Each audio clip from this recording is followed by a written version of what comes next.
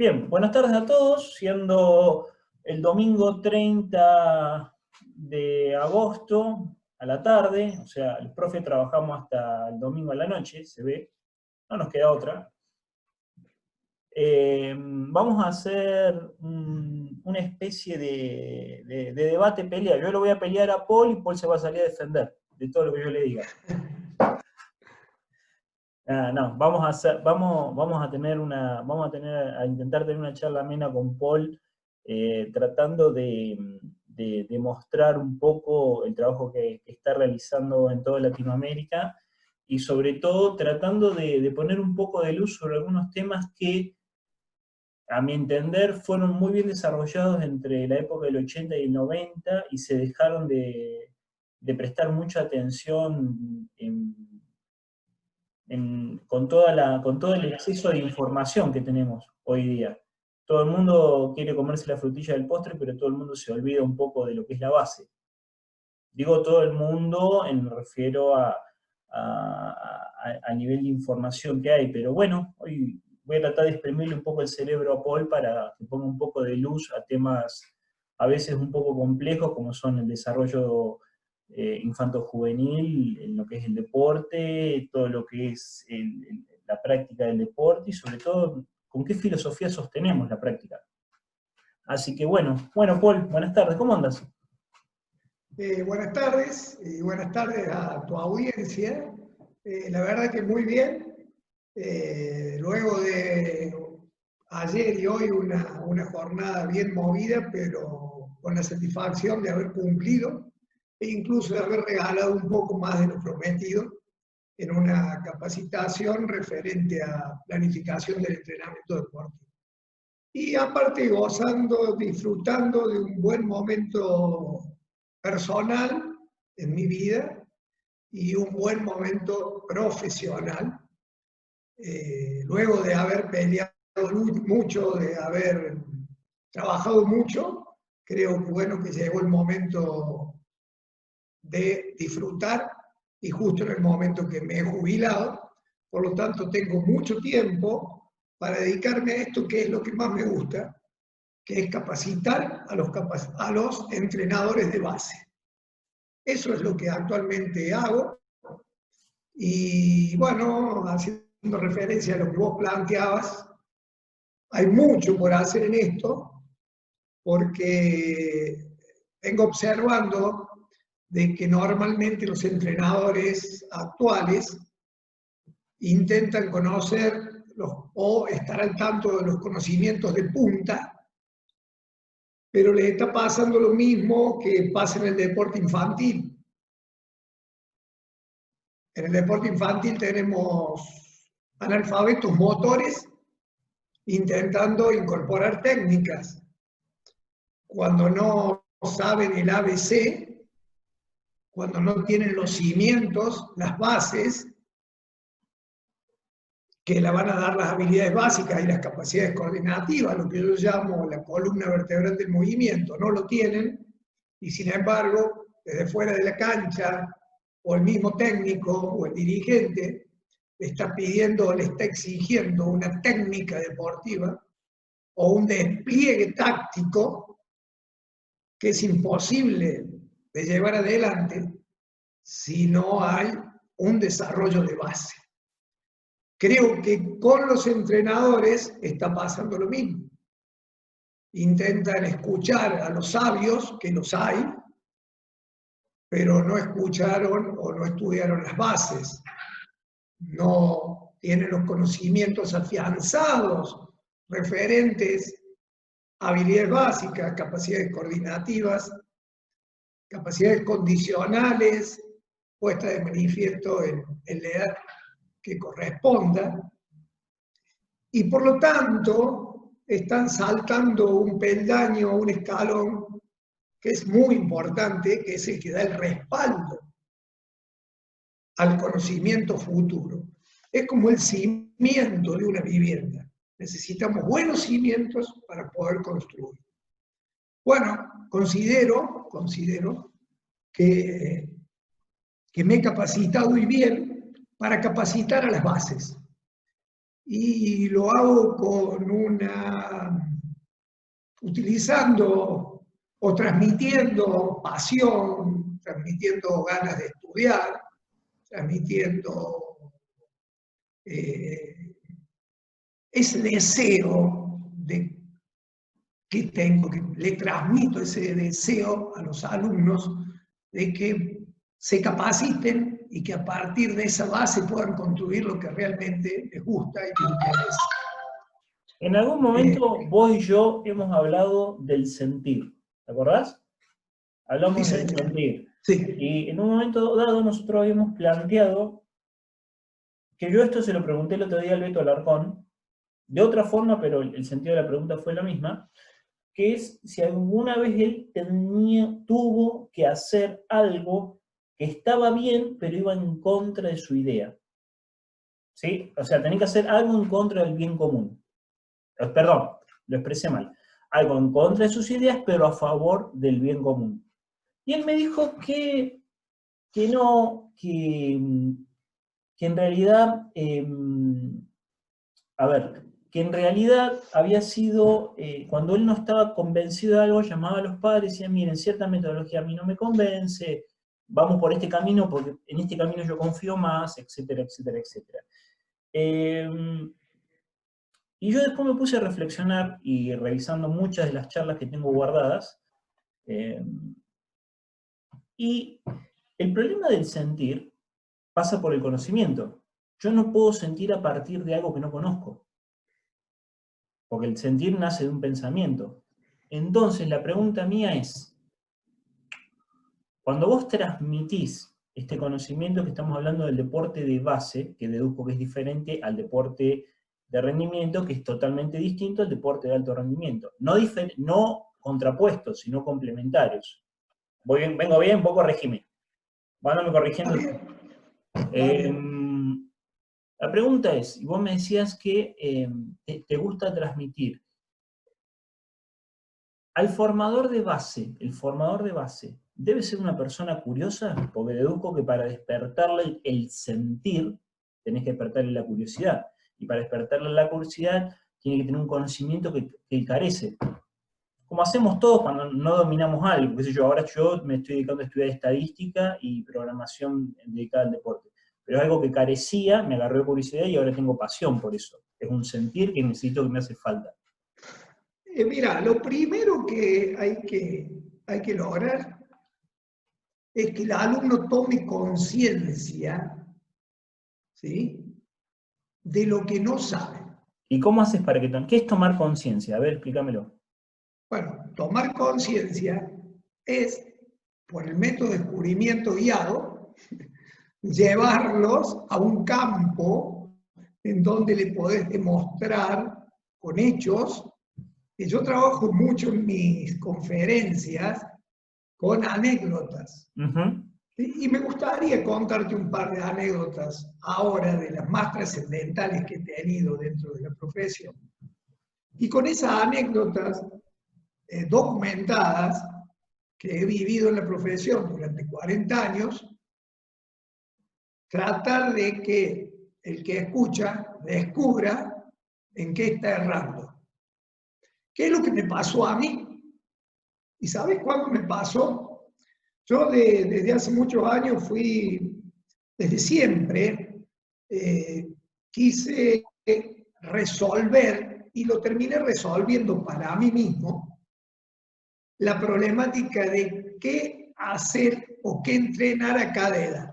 Por eso es que elaboré mi tabla, o la tabla, que, con la ayuda de colaboradores, de las fases o periodos sensibles, ¿verdad? Pero después empecé a indagar acerca de la planificación del entrenamiento deportivo y me cautivó un autor como Tudor Bompas. Por allá por los años 95, me entero de que venía a Buenos Aires Tudor Bompas. Entonces me voy a un congreso que organiza mi amigo el doctor Juan Carlos Massa, a verlo a Tudor Bompas. para escucharlo hablar de periodización, que era lo que a mí me interesa. Por razones de salud, Tudor Bompas no viene a Argentina y viene uno de sus discípulos. La temática que iba a abordar era la que yo quería, que era la de periodización. Pero sorpresivamente, este profesional no habla de periodización, sino que habla del problema del niño en el deporte. Y ahí fue donde yo descubrí los errores que estaba cometiendo y lo mal que estaba trabajando con los niños. Entonces, es como que cambié el chip. Volví, empecé a buscar bibliografía, lo estudié a Mollar, uruguayo, entré a estudiar distintos autores y realmente me di cuenta que estaba equivocado en mi planteo y sobre todo, considerando la función que yo estaba cumpliendo en la municipalidad, estaba muy equivocado. Por lo tanto, pude revertir mi conducta como entrenador. Pasé a ser un educador, entendiendo y haciendo honor a las palabras de Platón, quien expresa que educar es darle al cuerpo y al alma toda la belleza de la que sea susceptible.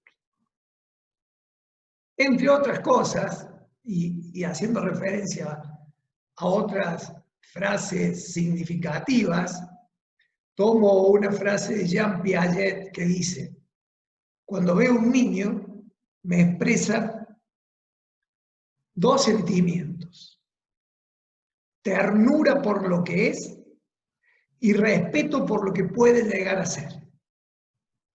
Repito, ternura por lo que es y respeto por lo que puede llegar a ser.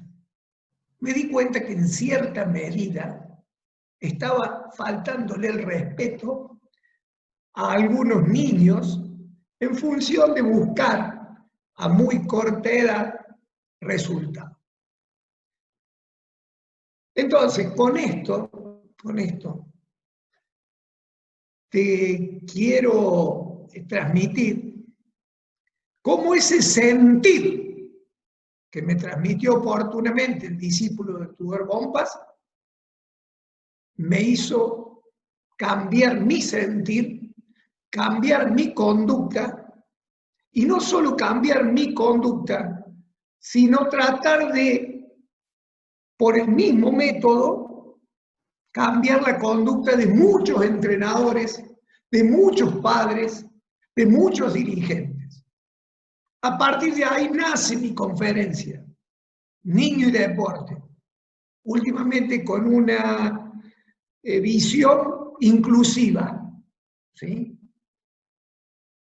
Y creo que con este accionar he beneficiado y estoy beneficiando a la sociedad con respecto a esta temática.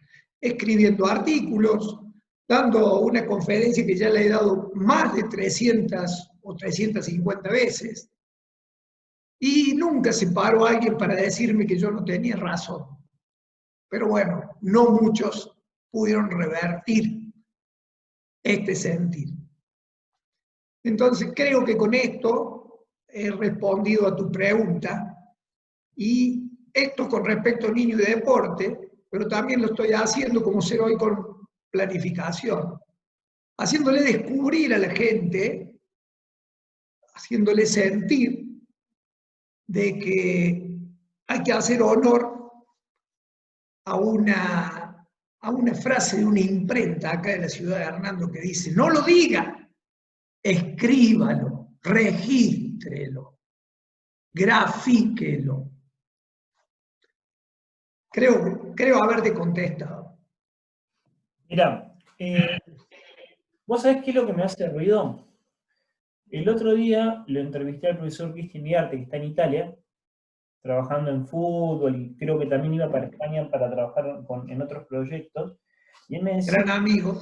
él me decía, Hablo con él una vez por mes. claro, y él me decía que el modelo motriz de niño ya no existe más como nosotros lo concebimos. El modelo cambió, no va a volver, o sea que un niño, salvo obviamente que hay excepciones que formulan a la regla, pero el niño no va a volver a tener, por el contexto en el que se mueve, las experiencias motrices que tenía hace 30 años atrás, 40 años atrás, 50 años atrás. ¿Sí? Es muy raro que un niño en el campo tenga las mismas experiencias motrices que tenía un niño en el campo porque las cuestiones están como bastante resueltas. ¿Sí? Estamos sacando el tema de pobreza, estamos sacando el tema de la falta de recursos, no, estamos hablando de un estándar, una línea estándar. ¿Sí? Y yo me quedé pensando en eso porque la biología humana sigue siendo la misma. ¿Sí? La biología humana no va a cambiar en 50 años, es exactamente la misma. Lo que cambia son los conceptos con el cual nosotros estimulamos la biología humana. Entonces, sí, te escucho. Yo creo que lo que cambia son las necesidades, el ambiente, primero el ambiente, el medio ambiente, los estímulos externos y las necesidades.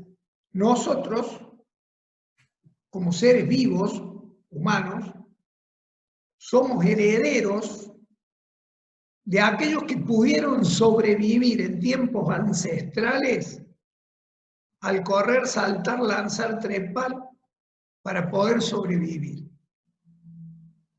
Con la llegada de la revolución industrial, todo esto cambia. Y ahora cambia mucho más con la llegada de la tecnología. En mi charla, en mi conferencia, he incorporado una nueva lámina, 2 láminas son, una referente al año 1996, cuando vos eras niño, en donde tu mamá te tenía que ir a buscar al campito para traerte de la oreja adentro. Vos no jugabas al fútbol, pero el que jugaba al fútbol para que venga adentro a hacer la tarea, de la oreja a buscar. Hoy, aquella mamá o papá que no descansan sobre la comodidad de la tecnología, aquellos que son conscientes de la problemática planteada por las pantallas, tienen que luchar para sacarlo de la oreja al niño y llevarlo al verde, llevarlo a jugar el campito, llevarlo al movimiento. O sea, fíjate cómo se invirtió en poco tiempo el tirón de orejas, para que tengas una idea. Y ahora, estos últimos 3 meses, imagínate cuánto se ha potenciado este problema, cuando encima la pantalla pasó a reemplazar a la escuela. Imagínate cuánto ese chico ha dejado de moverse y prácticamente van a pasar un año sin hacer desarrollos naturales de las habilidades básicas y las capacidades coordinadas. Porque en realidad las habilidades básicas y las capacidades coordinativas nosotros no las enseñamos, sino que nosotros deberíamos dejar que y facilitar el desarrollo de las mismas acompañando a los niños en su desarrollo. Porque son naturales. El correr, el saltar, el lanzar, el trepar, el rolar, son habilidades naturales para poder sobrevivir. Antes, si no ibas a cazar con tu papá de chiquito, si no corrías, no saltabas, si no lanzabas, no sobrevivías. Luego, eso, al llegar la revolución industrial, esa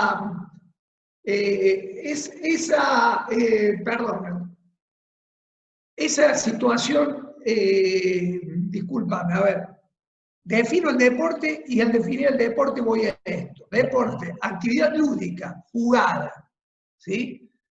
Sujeta a reglas fijas, reglamento, de carácter agonístico, de lucha, realizado con impulso. A esta palabra quería llegar. O sea, las pulsiones primitivas del hombre,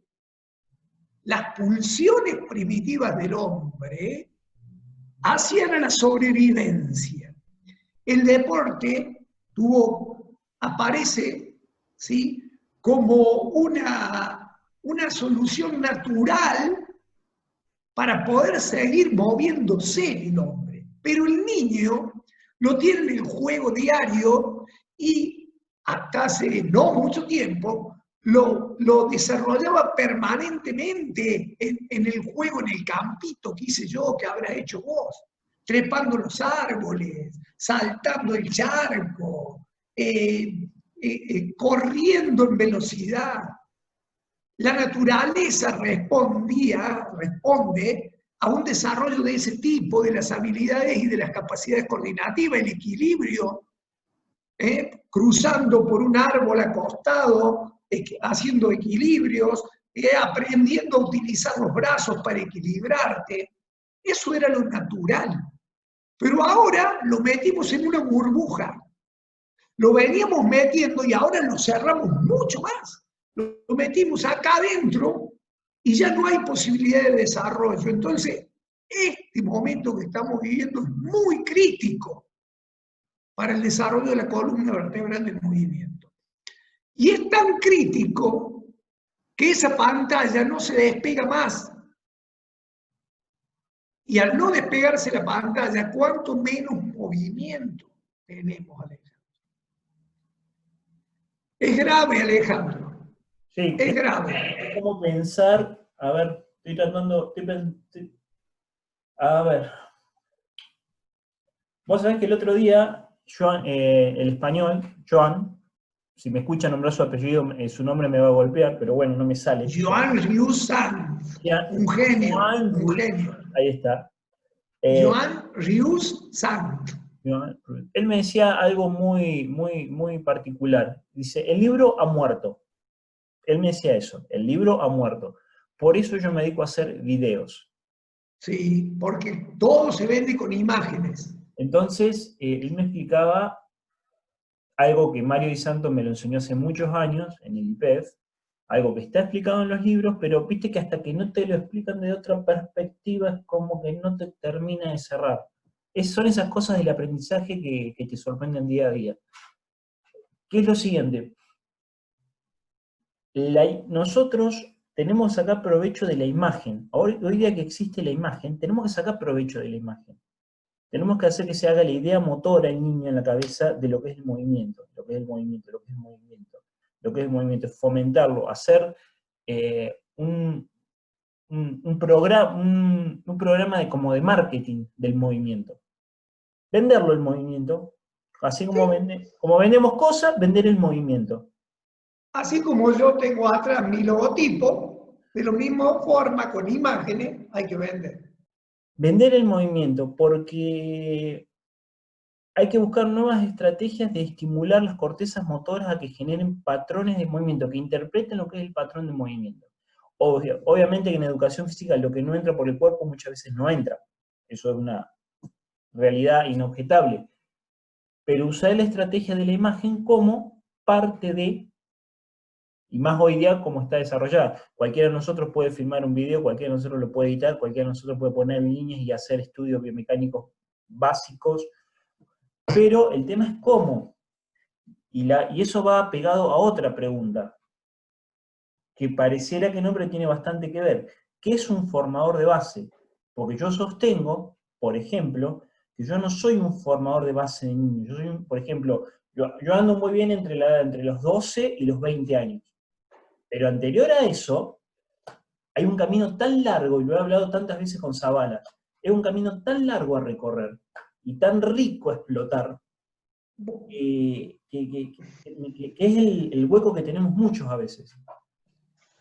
Mira, justamente empecé a escribir mi libro esta semana.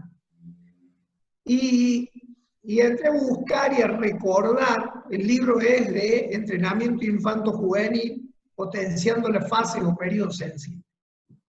Y entré a buscar y a recordar experiencias, y me vino a la cabeza un entrenador, se me fue justo el nombre ahora, que estuvo aquí en Argentina, y que tengo su libro acá. ¿Dónde está? Que fue nada más ni nada menos que Augusto Pila Teleña. Y Augusto Pila Teleña también fue uno de los que me despertó ese sentir. Por eso te hablo que yo lo que estoy tratando de despertar en todos lados sentir. Y me está yendo bien, ¿eh? Ahora me está yendo bien. La tuve que pelear más de 15 años, pero ya llegó el momento.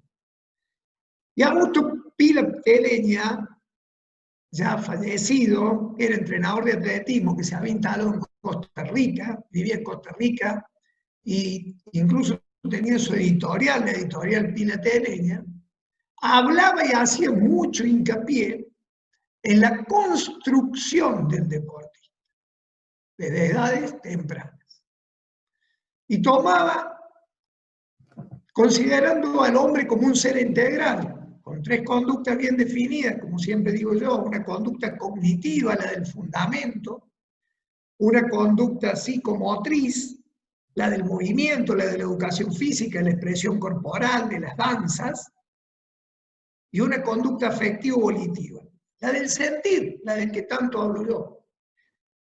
Considerando desde esta perspectiva al hombre como ser integral, desde niño, construir,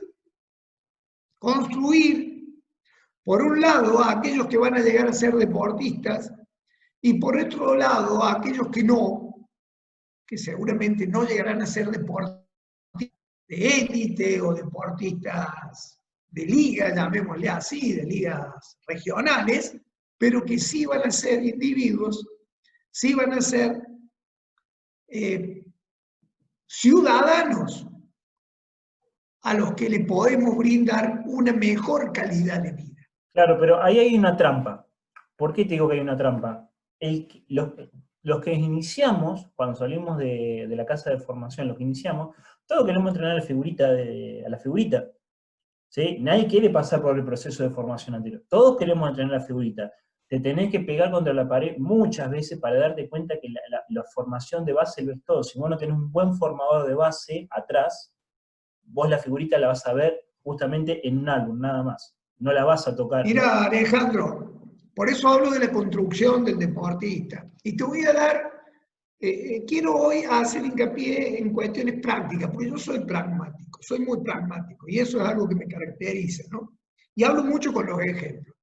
Oportunamente escuché una entrevista que le hacían al Pitón Ardiles, como técnico creo que era del Liverpool, o uno de esos equipos de Inglaterra. Entonces le preguntan qué difícil debe ser trabajar con los deportistas. No, dice, está equivocado. Lo difícil es trabajar en las bases. Y acá en este país, los mejores entrenadores están en las bases. Nosotros ya recibimos el deportista formado con un desarrollo de base que nos permite trabajar tranquilos. Una entrevista que escuché. Otra entrevista, a Graco, cuando trabajaba con los juveniles de rugby a nivel nacional, creo que era una entrevista que yo escuché.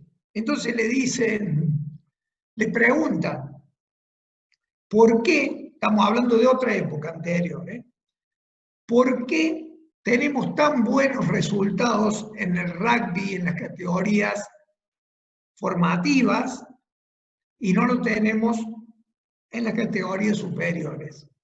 ¿Sabe qué contestó? Porque en los otros países, mientras nosotros estamos trabajando técnica, están trabajando lo básico. Entonces llegan más tarde, pero llegan mucho mejor. Ese es el apresuramiento. Pero no nos equivoquemos, porque este problema no es solo de Argentina ni de Latinoamérica. Es un problema típico de la escuela yanqui, digamos, ¿no?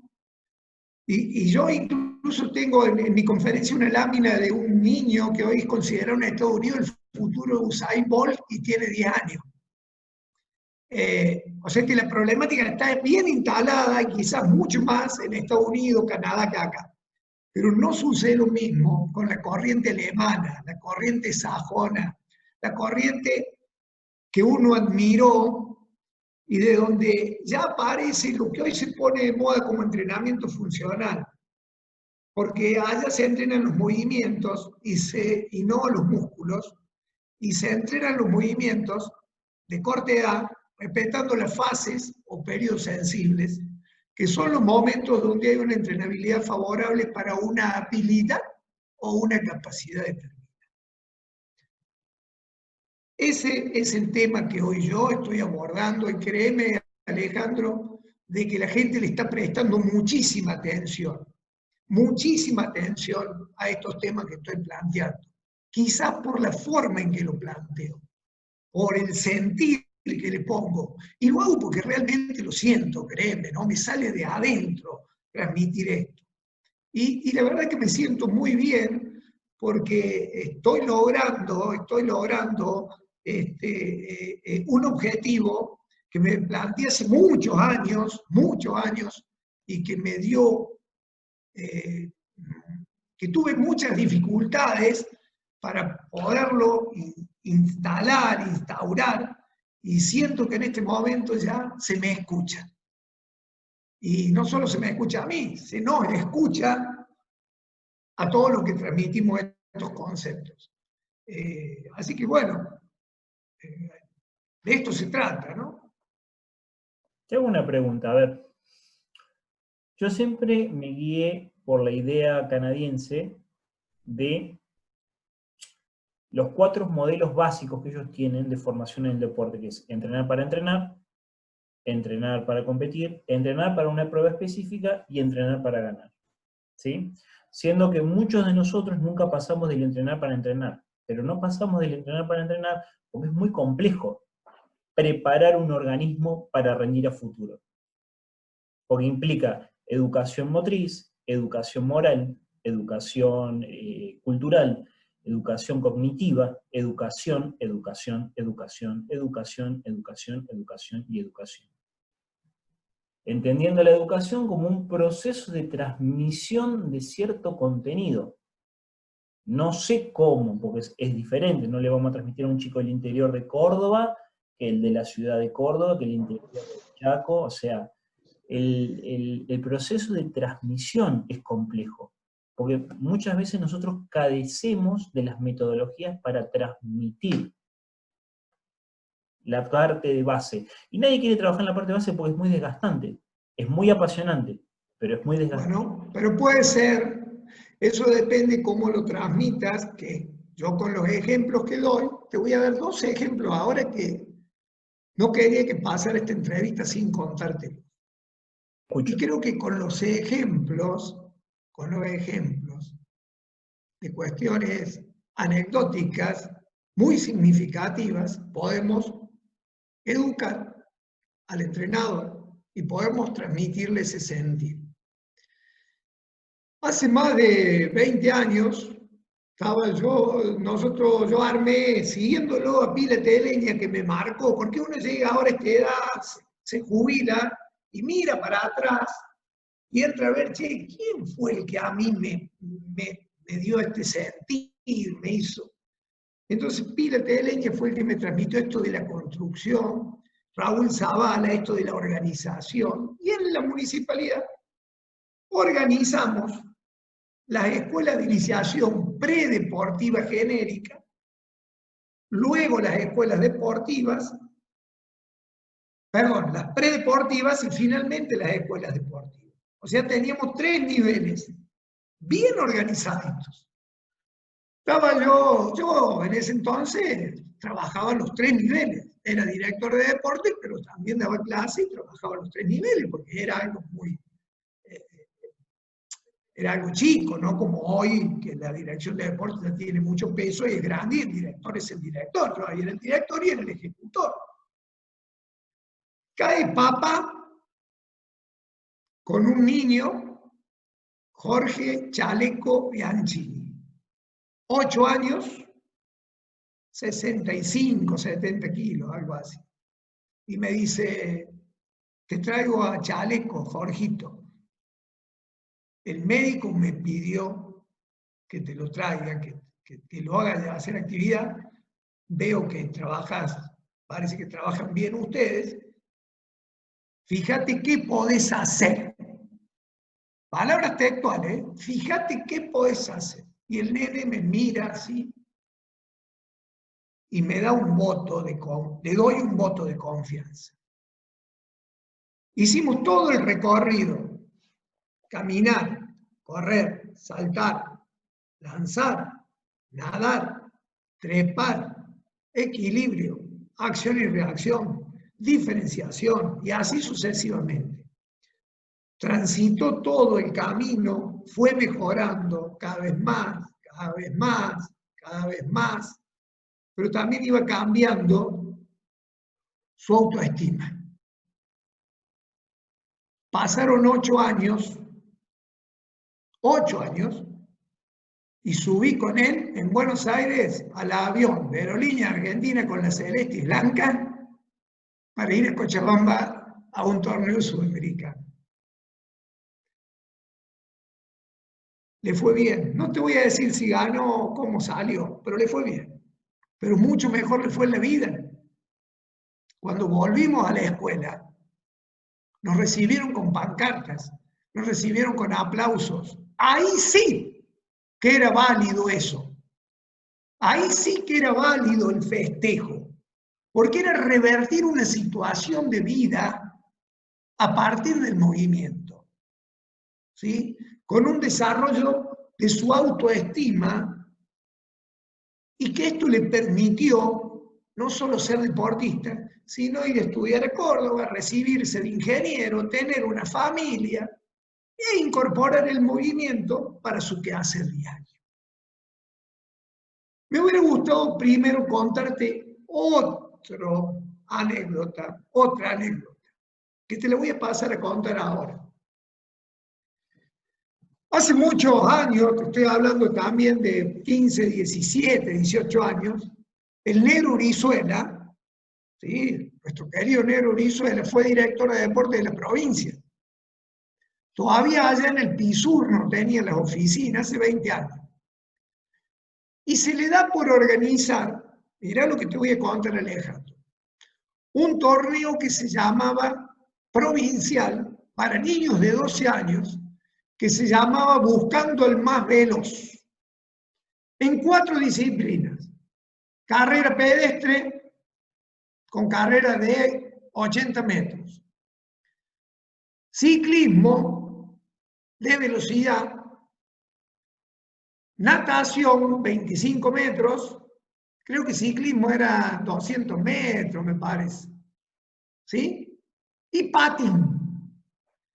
Dentro del equipo de la gente que venía cursando desde la iniciación predeportiva genérica a la escuela predeportiva de atletismo, había un niño que tenía 12 años que se llama Lobito, le decíamos, Carnay. Lobito era el sobrenombre. Juan Manuel Lobito Carnay. Todos los chicos de la escuela se anotan todos. Estaba Lobito, que tenía 12 años cronológico, pero tenía pelos hasta en el pensamiento. Si se cruzaba una niña, podía ser papá. Tenía un desarrollo biológico de 16 o más. Teníamos al lado otro peticito, que no voy a dar el nombre, que no tenía ni siquiera, creo que, pestañas. Tenía 12 años cronológicos, pero tenía una edad biológica de 10 años. Vamos hacemos el local. Seleccionamos un grupo, entre ellos Lobito, que se había anotado en 3. No se anotó en patín porque no sabía patinar. Natación, carrera y ciclismo. Gana el regional, gana el zonal en las 3. Gana el regional en las 3.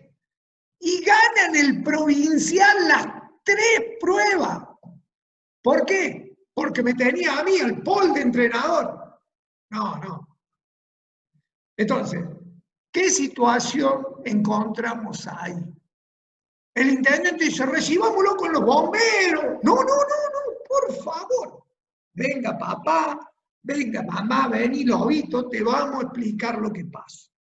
Acá pasó esto, que vos tenés un desarrollo precoz, los otros chicos todavía no se han podido desarrollar, ya se van a desarrollar, algunos te van a pasar, vas a ser un buen deportista, sí, sí, jugás bien al básquet actualmente, pero quizás no seas tan alto porque ya te desarrollaste antes, va a andar todo bien, va a ser un buen deportista, pero esto no quiere decir de que vos el día de mañana seas la gran figura deportiva, ni mucho menos, esto es algo accidental, disfrutamos sí, pero nada más que esto.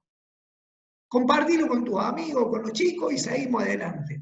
Entonces, fíjate la diferencia de lo que es un suceso o un evento de un proceso. Lo de Jorge Chaleco Bianchini fue un proceso que trajo como resultado algo maravilloso con respecto a su autoestima. Lo de Lobito fue un suceso, fue algo eventual, producto de un desarrollo precoz muy notorio, acompañado de un buen desarrollo motor que habíamos hecho nosotros, pero hay que entender, diferenciar una cosa de la otra y hay que poner las cosas en su lugar, porque un niño no tiene un niño no está preparado para ser el gran campeón y un niño no tiene una dimensión real de sus posibilidades, ni actuales ni futuras. Entonces tenemos que acompañarlo en ese desarrollo, acompañarlo en ese proceso y poner permanentemente las cosas en su lugar. Creo que con estos dos ejemplos estoy transmitiendo y transmito en mis cursos, en mis conferencias, esto para que la gente ponga las cosas en su lugar, para que puedan sentirlo como lo siento yo, que me apasiona hablar de esto. A ver, mi jefe técnico me odia cada vez que yo digo esto, ¿sí? Pero bueno, es realidad versus política deportiva. Es lo siguiente, yo estoy totalmente en contra de la idea de los Juegos Olímpicos Juveniles. Y te voy a explicar por qué estoy en contra de los Juegos Olímpicos Juveniles.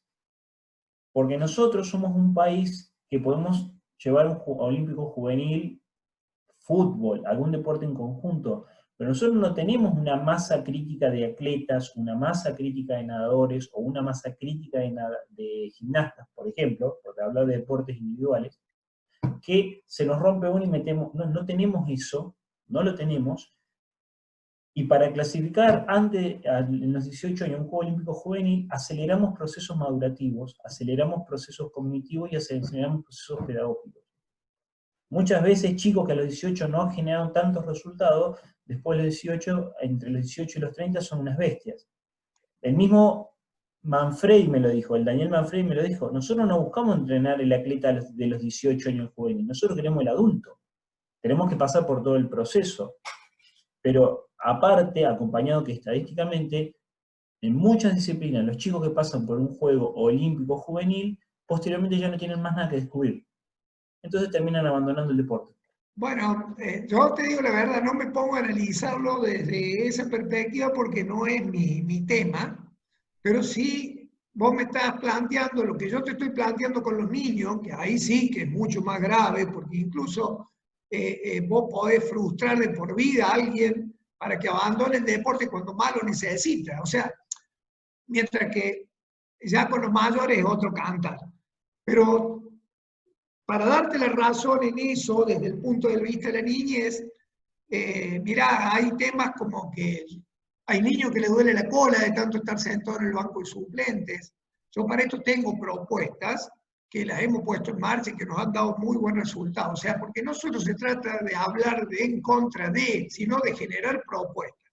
Que eso, otra de las características, que cada uno que va a escucharme en una conferencia, yo no solo le planteo el problema, sino que le muestro lo que hice para revertir el problema, ¿no? Sí, planteo y solución. Pero, discúlpame, para terminar la idea, Acá en mi pueblo, que vos en un pueblo es un verdadero laboratorio, vos ves lo que pasa desde una óptica, porque conoces con nombre y apellido todo lo que sucede, y supongamos en los clubes en la categoría de fútbol de 7, 8, 9, 10 años, a un montón de chicos les duele la cola de estar sentados en el banco. Pero resulta que después los 13, los 14 años, no pueden armar los equipos porque no alcanzan a juntar los 11. Y resulta que ahí es el momento cuando el chico necesita hacer deporte. Ese es el momento. Y ahí no tenemos chicos. Hay que ir casa por casa, tocar el timbre para que vengan, para poder juntar los 11 y meterlo en el campo de juego para que no le cobren multa al club.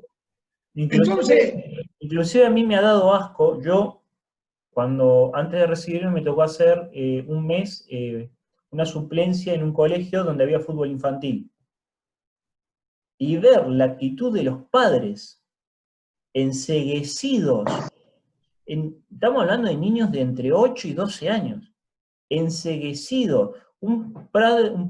Imagínate que yo lo único que sé que la pelota es redonda, es lo único que sé.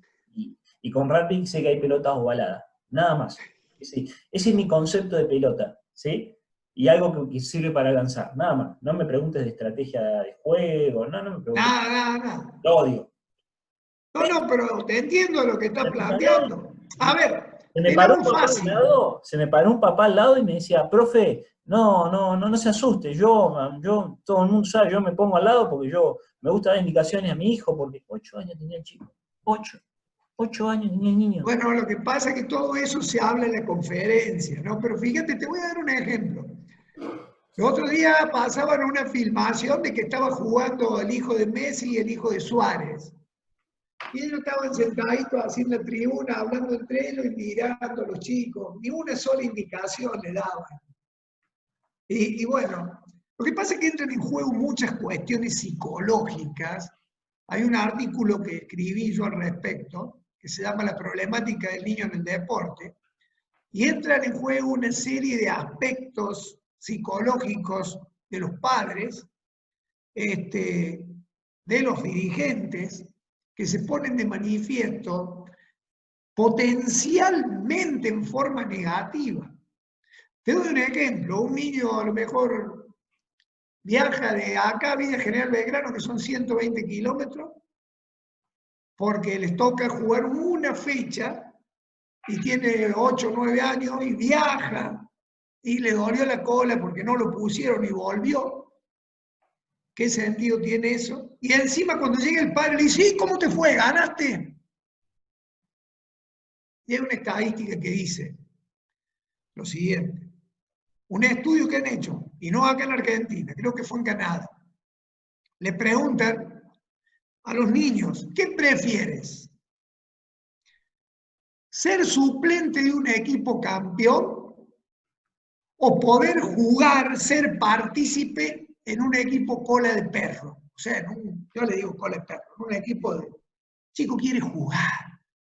Por eso es que el planteo que hago yo es un planteo de encuentro deportivo para paulatinamente, progresivamente, secuencialmente ir llevando al niño al deporte, al torneo, al partido, digamos, con calidad de torneo.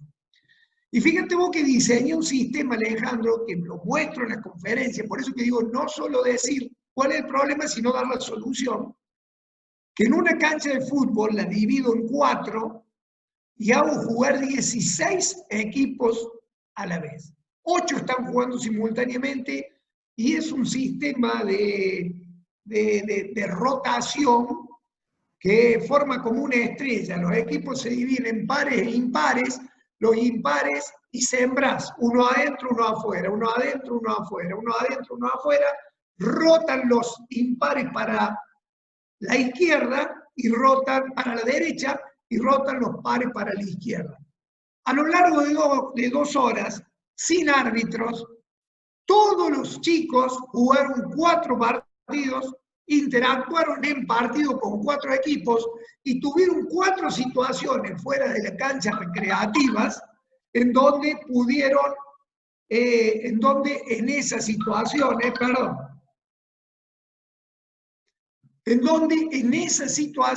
pudieron vivenciar y compartir espacios recreativos con otros 4 equipos. Vos sabés que eso lo venimos haciendo sistemáticamente hace 20 años acá en la ciudad. Y chicos que juegan en el club, por ahí yo los veo en la calle y me dicen, profesor, ¿cuándo vamos a hacer de nuevo los Hernanditos? Que lo hacemos 2 veces al año. Y falta un par de meses, pero digo, bueno, jugar en el club. Sí, pero los Hernanditos es otra cosa. Y en los Hernanditos se disfruta. En los Hernanditos los chicos son libres, espontáneos y creativos en su juego. O sea que seguimos reafirmando la teoría de que el aprendizaje se ha unido a la emoción. Y si la emoción es positiva, el aprendizaje es doble. Yo no lo dije, lo dijiste vos. No, yo no lo dije. Lo dice Coleman en su libro de inteligencia emocional. Bueno, ya sé, pero vos ahora lo afirmas con el ejemplo que yo te estoy dando.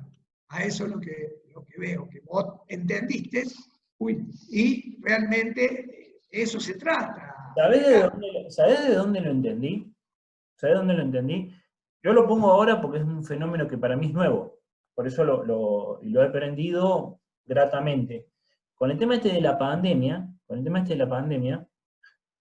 nosotros teníamos los chicos medio disgregados, porque yo tengo un equipo de triatlón, yo no, el cuerpo técnico, tenemos todo un equipo de triatlón que varía mucho, entre 12 años hasta 60 años, ¿sí?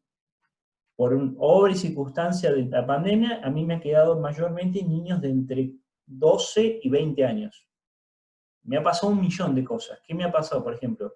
Chicos que eran bastante inmaduros antes de la pandemia, después de la pandemia me encontré con un chico totalmente diferente. Totalmente. Qué interesante. Más reflexivo, más maduro, capaz de soportar otro tipo de presión. Y también me encontré con chicos que eran bastante disciplinados, que han entrado a la adolescencia y hoy día les tengo que andar tirando con una hojota, gritándole en modo de juego, obviamente. Pero, y lo que sostiene ese grupo, lo que me permite llevar ese grupo ante una misma línea, aparte de una ideología en común, es el espíritu de equipo. Todos los chicos, independientemente de su nivel de aptitud física, independientemente de su nivel cognitivo y de su habilidad natural, se sienten parte del equipo. Y eso va para adelante. Muy bien, de eso se trata, y más en los deportes individuales, ¿no? Yo creo de que dentro de esta temática hay muchos puntos importantes a considerar y sobre todo entender que deporte y educación deben ir de la mano. Eso es muy importante y para eso hay que lograr un equilibrio y una adaptación de los distintos aspectos del deporte infantil comparándolo con el deporte de adultos. Pero todo es un proceso y lo que hay que entender es que el proceso significa considerar el tiempo.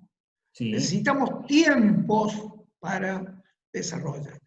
Otra cuestión es difícil. Además se ve, los deportes individuales necesitan un proceso mucho más largo. Nosotros siempre decimos, vos necesitas entre 2 a 3 ciclos olímpicos para desarrollar un deportista. Estamos hablando entre 8 a 12 años. Mínimo. Exactamente.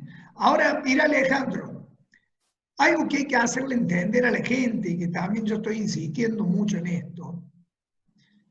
Yo tengo una propuesta metodológica que habla de la importancia que tiene, y soy reiterativo, la columna vertebral del movimiento, que son las habilidades básicas y las capacidades coordinativas. Y yo sostengo de que no hay que abordar para nada las capacidades condicionales a corta edad. ¿Y cuál es el fundamento? El fundamento es el siguiente. Mientras yo voy haciendo desarrollos adecuados, considerando la fase sensible de las habilidades básicas y las capacidades coordinativas, en forma paralela y sin considerarlo como objetivo, se van desarrollando de acuerdo al nivel de maduración las capacidades condicionales. Fíjate lo que te voy a plantear. En el caso de la fuerza y de la velocidad, el desarrollo se va a ir dando por cuestiones coordinativas, porque todavía no tenemos testosterona para poder hacer desarrollos plásticos. Entonces se dan coordinativamente, con el correr, con el saltar, con el lanzar, con el trepar, se desarrollan los músculos intercostales, lo que hablaba casualmente Cristian Iriarte, ¿sí? Entonces, fíjate vos, y la resistencia aeróbica, ¿vos sabés cómo se desarrolla naturalmente? Este tema lo estudié porque me tocó presentarlo hace como 15 años en el Patio de la Madera, en Rosario, por una convocatoria que tuve un gran susto, porque era la primera vez que ponían de 500 personas, una convocatoria que me hace el doctor Juan Carlos Mas. La resistencia aeróbica, naturalmente, comienza a desarrollarse por los puentes anaeróbicos aeróbicos, alácticos. Muy bien lo explica Claudio Galasso, muy bien lo explica, y no recuerdo quién escuché esta semana, cómo la fosfocreatina vuelve a ingresar dentro del ciclo de Krebs, de la mitocondria, de las cadenas respiratorias, y logran hacerse desarrollos aeróbicos con estos puentes, que no es ni más ni menos que el entrenamiento intermitente que hoy se utiliza en los deportes de equipo. De esa forma, naturalmente el niño hace desarrollo aeróbico, y si vos ves cómo juega un niño, el niño juega en forma intermitente. Entonces, sumémosle a esto algo muy importante que quiero que consideres. Las habilidades básicas, las capacidades coordinativas, bien lo dice la neurociencia, las investigaciones actuales, se adquieren y pasan a ocupar un lugar cercano o idéntico, llamémosle el mismo lugar que ocupa el conocimiento. Y mucho más quedan grabadas, esos patrones motores básicos, mucho más quedan grabados cuando se realizan considerando las fases o periodos sensibles, y bien como lo decís vos, más como lo decís vos, para decirlo firmas, cuando hay un sentir favorable para ello. Bien, ¿cómo ser? Ejemplo. Andar en bicicleta, ¿a qué edad aprendiste? ¿Yo? Sí. A los 5 años me pegué un palazo. ¿Qué sentir, eh? Te pegaste un palazo a los 5 años. ¿Quién te enseñó? Nadie, me robé una bicicleta de una compañía y fui y me tiré. Lo tengo, bien, pero refrescado en la cabeza. Fíjate vos, bien. ¿Y a nadar? A nadar. Sin técnica, a nadar, a flotar, a propulsarte. ¿Cuándo aprendiste? Mira, a nadar aprendí en el club Villamitre de Bahía Blanca en el verano de la escuelita. Bien. Y se había caído, mirá lo que me acuerdo, se había caído una de las tuercas de las sombrillas. Esas tuercas pesadas eran, no como las de ahora. Era una tuerca esa que era para durar toda la vida. Se cayó y la portera dice, ¿quién se anima a tirarse abajo y alcanzarme la tuerca? Y yo recuerdo que me tiré. Yo dije así de... Siempre fui bastante inconsciente. Actualmente, a casi 40 años, sigo siendo inconsciente. Me tiré y no llegaba. Yo quería llegar y no me animaba a bajar abajo del agua. Y vi una nena que se tiró y como una sirena pasó, la agarró y subió. Bien. Y cuando saqué la cabeza, estaba como ahí lograste la ambientación, tanto en la bici como en la natación, ¿no es cierto? Bueno, supongamos que vos después de que aprendiste a andar en bici, tenía 5 o 6 años, a nadar 7, 8 años, todo bien. Pero a los 10 años, supongamos, tus padres deciden irse a vivir al desierto del Sahara, en donde no hay un solo espejo de agua,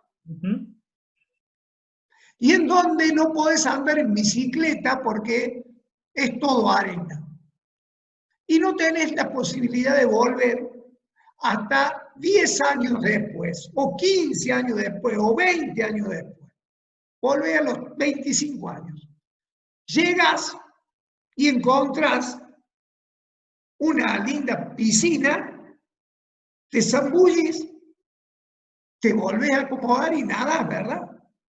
Y ves una bicicleta y te da muchas ganas, te subís y salís pedaleando. Sí, sí, totalmente.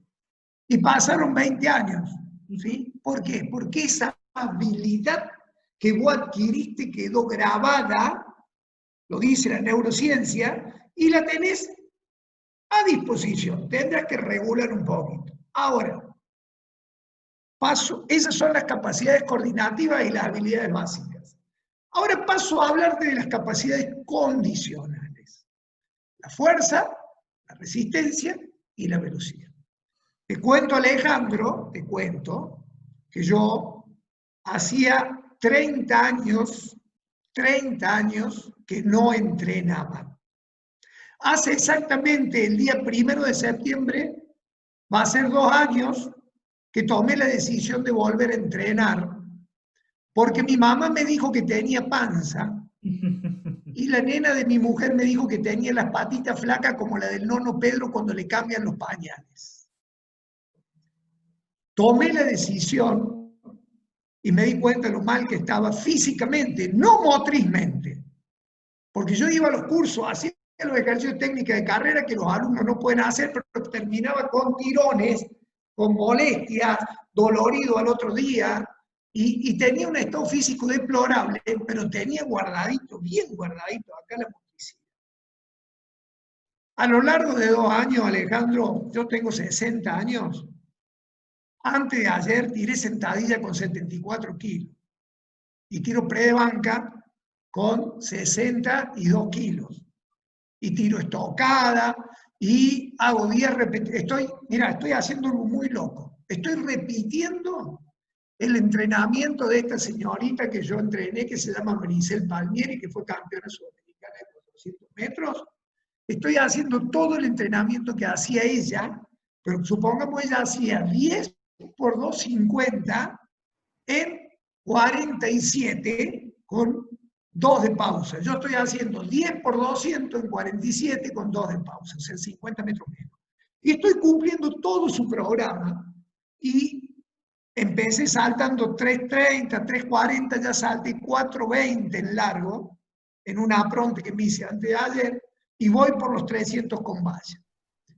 ¿Qué quiero decir con esto, Alejandro? Las habilidades que adquirí cuando era chico, que tuve un excelente profesor de educación física, que me marcó, no las perdí nunca más. Fui adquiriendo otras, como mejorar técnica de carrera y demás, pero las capacidades condicionales las perdí. Cuando volví a entrenar, la motricidad la tenía intacta, pero no tenía ese automotor, no tenía potencia en el motor. Entonces, yo intentaba hacerlo y rompía la biela o rompía, ¿por qué? Porque no tenía la potencia para lo que me pedía el chasis.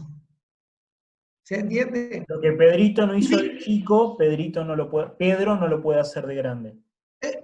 Bueno, a lo que voy yo es que ¿por qué perder tiempo desarrollando capacidades condicionales? Que eso se desarrolla después. Cuando a corta edad hay que aprovechar las fases o periodos sensibles y trabajar primero, ¿sí? Arrastrarse, los niños tienen que reptar. Fíjate qué sabia que es la naturaleza, porque el hombre nace en su mayor indigencia, ¿sí?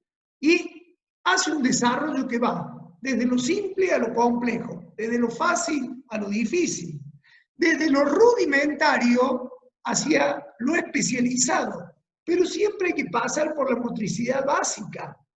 Si no pasas por la motricidad básica, no tenés cómo construir lo específico. Entonces, fíjate qué sabia que es la naturaleza, que lo primero que le permite hacer al bebé es reptar. ¿Por qué?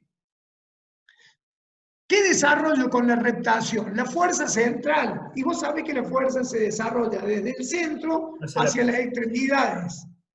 Después se pone, ¿en qué posición se pone después el niño? Que habría que dejarlo insistir que esté en cuadrupedia. Y ahí aparece lo que tanto se trabaja ahora en el entrenamiento funcional, que es la posición de puente. ¿Te das cuenta?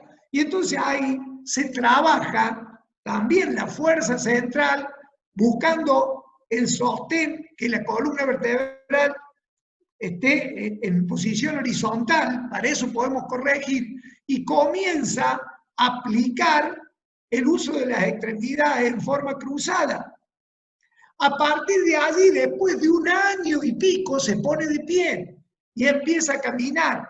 Muy bien lo plantea McGowan en su libro extraordinario, los 3 estadios de cada una de las habilidades, de caminar, de correr, de saltar, de lanzar.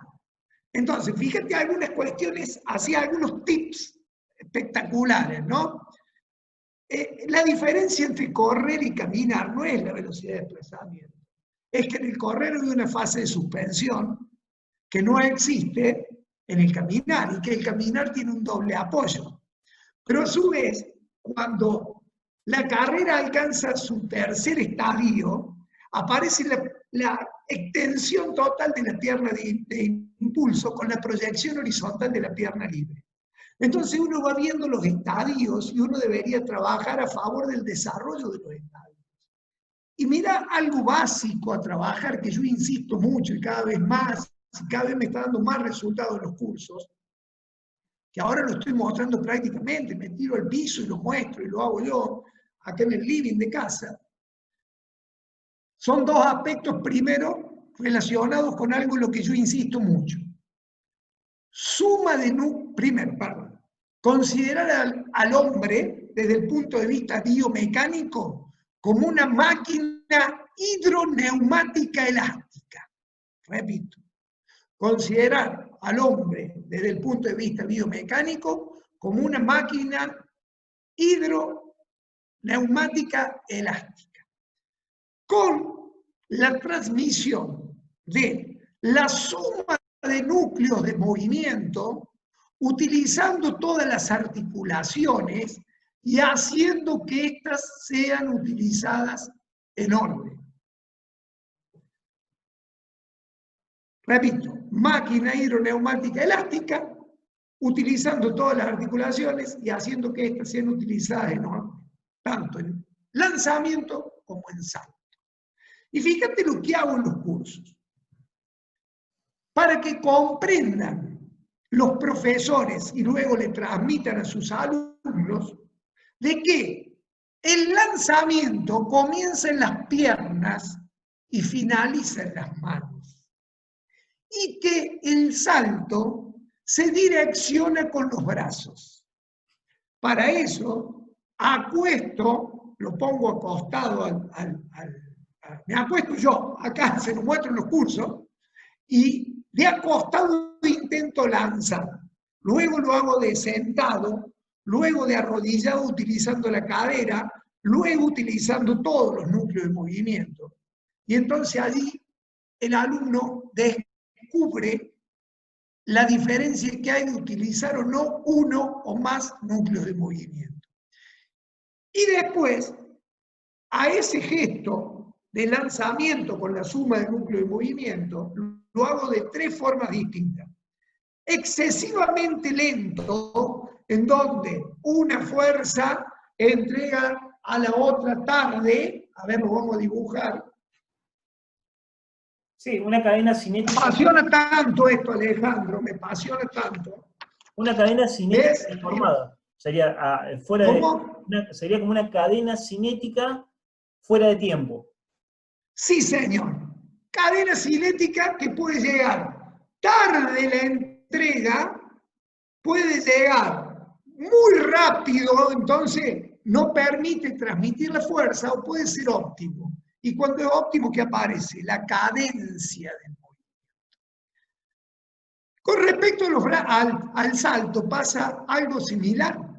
Si yo quiero un salto horizontal, y muy bien lo plantea McGaulen en su libro y con los estadios, y entonces ahí vemos lo que es. Si yo quiero un salto horizontal, voy a llevar mis brazos bien atrás para luego proyectarlos a la horizontal, que hasta lo puedo hacer con un peso que me va a ayudar más aún a que el salto sea más eficiente. Y lo mismo con el salto vertical. Esto por un lado, pero por el otro lado algo maravilloso que estoy trabajando y que cada vez me gusta más enseñar es la eficiencia del arco de tensión.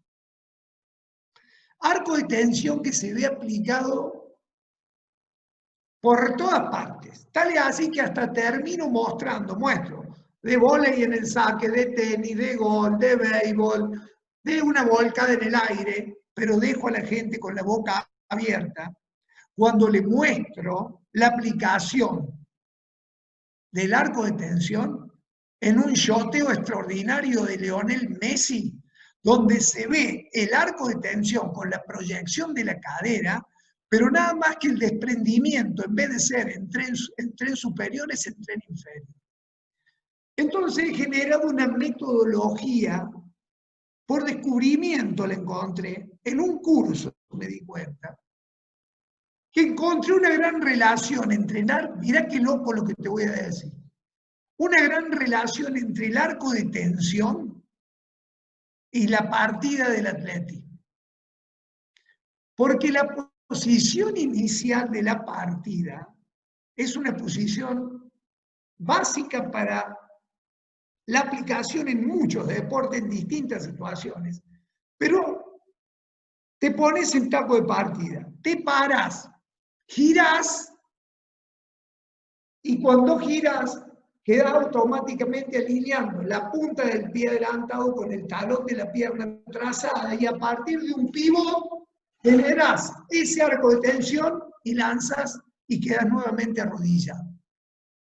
Créeme que es un método, pero hay que llevarlo por descubrimiento guiado. Primero hay que hacerle lanzar con un pie adelante, con el otro, o sea, todo un proceso, ¿no? Yo te conté el final.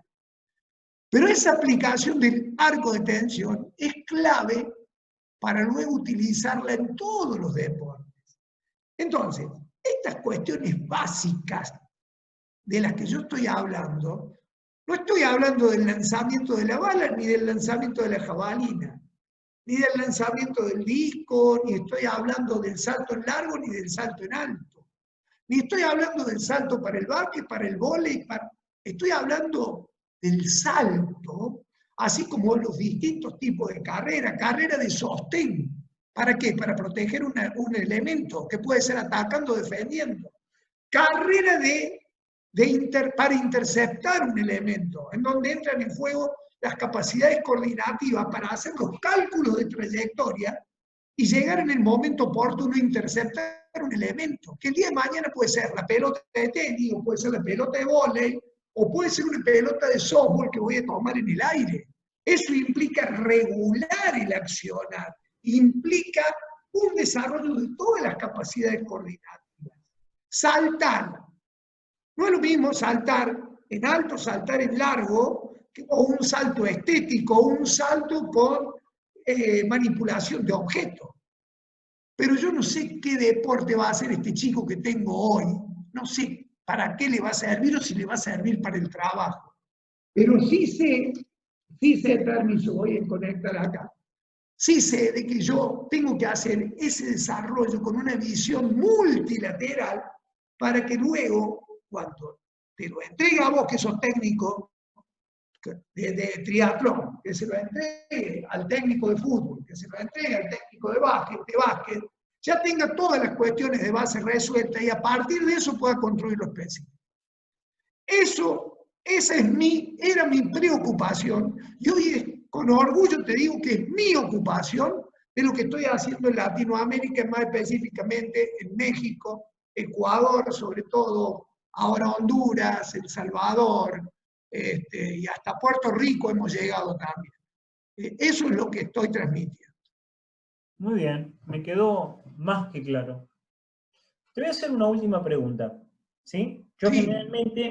generalmente tiendo a poner la pregunta que dejó otro entrenador para el entrenador que viene o el atleta que viene, que yo nunca sé quién es, ¿sí? Eso es lo maravilloso de esto. Yo nunca sé qué va a pasar. Espera un minutito que prendo la luz. Ahora sí. Adelante. Entonces, pero te voy a cambiar la óptica. Te voy a cambiar la óptica. Porque se me acaba de ocurrir, ¿no? A ver, si vos tuvieras que dejar una reflexión para los padres de los niños, ¿qué reflexión les dejarías para pensar? Ante todo, al padre le diría que primero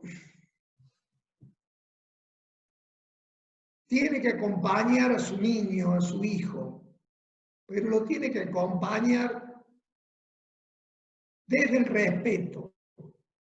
Recordemos esto, cuando veo a un niño me expresa dos sentimientos. Ternura por lo que es, lo acompaño como padre que soy, con ternura, pero respeto por lo que puede llegar a ser. Y que ese padre no quiera que su hijo sea lo que él no pudo ser, sino que ese hijo decida qué es lo que él quiere hacer desde el punto de vista, en este caso, deportivo, pero también en todas las cuestiones de la vida. Mi padre hoy está muy orgulloso de lo que yo he logrado con mi profesión, pero en su momento cuando le dije que iba a estudiar educación física, para él fue un dolor de cabeza. No obstante eso, me dejó y me apoyó para estudiar educación física. Entonces, los padres tienen que entender eso ante todo, tienen que entender, que esto lo muestro también en mis conferencias apenas comienzan, que el deporte de la pantalla, mirá, cuando éramos chicos teníamos que esperar 12 más, una vez al mes, una vez a la semana para verlo a Pancho Ibáñez, que nos mostraba imágenes en blanco y negro del deporte profesional. Hoy vos agarras la pantallita esta y ves lo que querés a la hora que querés y a quien querés, ¿verdad? Pero ese deporte profesional no es el deporte de nuestros niños. Y a ese deporte profesional van a llegar muy poco. Entonces, que el padre entienda que el deporte de su hijo es el deporte social, el deporte de la amistad, y que algunos le van a solicitar y tendrán aptitud y actitud, algunos pocos, para el otro deporte. Pero para eso tienen que transitar un larguísimo camino, un larguísimo camino. El más largo camino hacia la especialización y no el más corto como los padres y los dirigentes pretenden. Por otro lado, también le diría que no le metan la presión al hijo, esa presión que inconscientemente ellos llevan cuando ven un hijo que tiene condiciones, porque piensan en el subconsciente, tienen la idea de que su hijo, ellos y varias generaciones se van a salvar económicamente gracias al deporte. Entonces, que no le metan esa presión, que lo dejen ser, que lo respeten. Y por otro lado, educarlos para que sean conscientes de que no hay que ir directamente a la especialización, sino que lo más importante es poder brindar una amplia base motriz en donde a futuro, después de los 12 años, será construir lo específico. Mientras más largo sea el camino, mejor será el resultado. A mejor puerto vamos a llegar. Eso es lo que yo le transmitiría a un padre. Es lo que le transmito en las conferencias, ¿no? Le tiro con la de 2 caños. Bueno, Paul, te agradezco muchísimo, muchísimo el tiempo que me has brindado. Creo que ha quedado más que claro los conceptos que has querido transmitir. Vamos a ver qué pasa, porque ahora a vos se te viene un desafío, el desafío post-pandemia, y se te abre un desafío más grande todavía, que es educar en tiempos de Internet. Entonces, yo te admiro por el desafío que vas a tomar, te admiro por el desafío que estás tomando, y espero que, como siempre digo, capaz que este concepto llega a una o a dos personas nomás. No es una cuestión económica, no es una Suficiente. cuestión masiva, pero si ese uno o dos personas despierta el sentimiento, el sentir y el accionar de la buena práctica, yo ya me doy por hecho. Porque yo tengo la idea, a mí me quedó grabado algo muy claro, nosotros trabajamos para algo que no vamos a ver. Lo va a disfrutar otro, así como nosotros estamos disfrutando algo que otro trabajó antes que nosotros. Bueno, yo finalmente te quiero agradecer, porque bueno, me brindaste otra oportunidad, yo no estuve conforme con la primera entrevista y te habrás dado cuenta ahora por qué. Y me ha brindado un espacio. ¿Cómo? Estaba saliendo del capullo. Me ha brindado ahora un espacio maravilloso, como se lo ha brindado a todos los colegas, y te agradezco también que hayas confiado en que yo te pueda haber recomendado a uno u otro colega. Estoy con un nuevo desafío, estoy con la formación del desarrollo de una consultora que va a tratar de brindarle más trabajo en Latinoamérica y quizás también en el viejo mundo o más a colegas que tenemos aquí en Argentina de un prestigio extraordinario, y que bueno, necesitan de quien les facilite el camino, y es una de las condiciones que yo tengo, que he desarrollado, que he generado estrategias, y estoy dispuesto a brindarle esto a todos mis colegas, amigos, que son todos amigos con los que comparto y me nutro permanentemente. Muy bueno lo que haces, te felicito y sabes que podés contar conmigo para lo que necesites. Muchísimas gracias. Muchísimas gracias a vos, Poli, te deseo todo el éxito del mundo. Cuídate mucho. Que andes bien.